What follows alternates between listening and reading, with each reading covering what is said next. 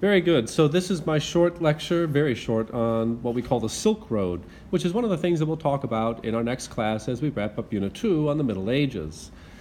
The Silk Road is a trade route between China and Europe that existed for pretty much all the Middle Ages. So we could say from about 1000 AD until about 14 or 1500.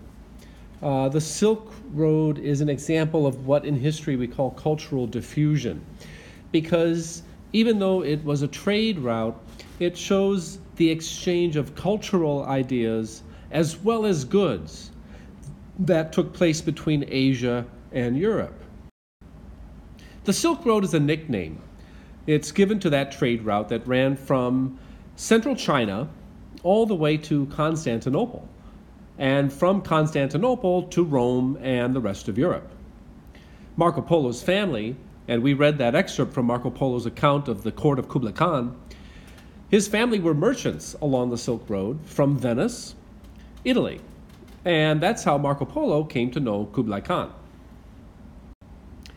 The major goods traded along the Silk Road were spices, silks, and other exotic fabrics, as well as ivory.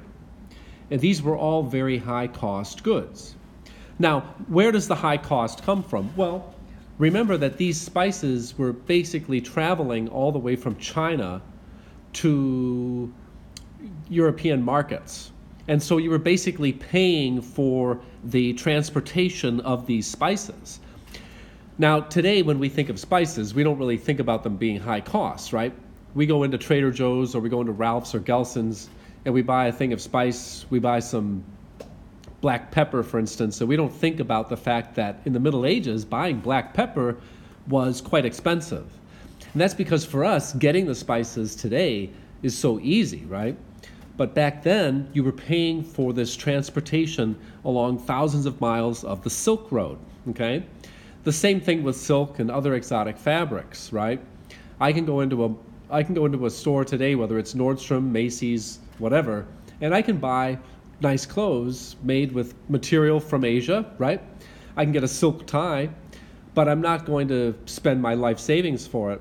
But in the Middle Ages, back then, let's just say back then, instead of focusing just on the Middle Ages. Back then, if you bought these fabrics, they were quite expensive.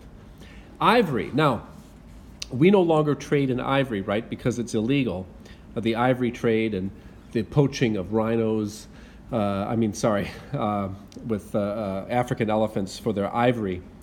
And so the ivory trade is outlawed now. But ivory carvings were quite popular along the Silk Road for trade as well.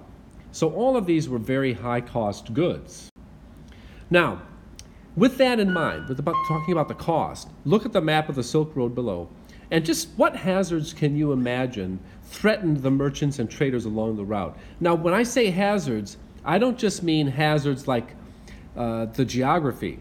I mean, what other hazards can you imagine? In other words, what obstacles, both physical and, say, social, mental, whatever. I mean, look at the distance. Think about that. And just moving along that trail, that trade route, just imagine the hazards. In fact, if it helps, just type in like the geography. Look at some of the countries that the Silk Road cuts through: Kazakhstan, Afghanistan, okay, and into Turkey. Just go on Google and look at some of the geography of those areas, right? And you can imagine the hazards. And now look at the map again and ask yourself, what technologies can you imagine merchants and traders needed in order to make that journey? I mean, remember, this is before GPS. None of them had smartphones. They couldn't just Google Constantinople. Not like we can, right? We don't even have to know directions. But can you think of one technology that they must have had that could help them? And I'll give you a hint. This technology always points north.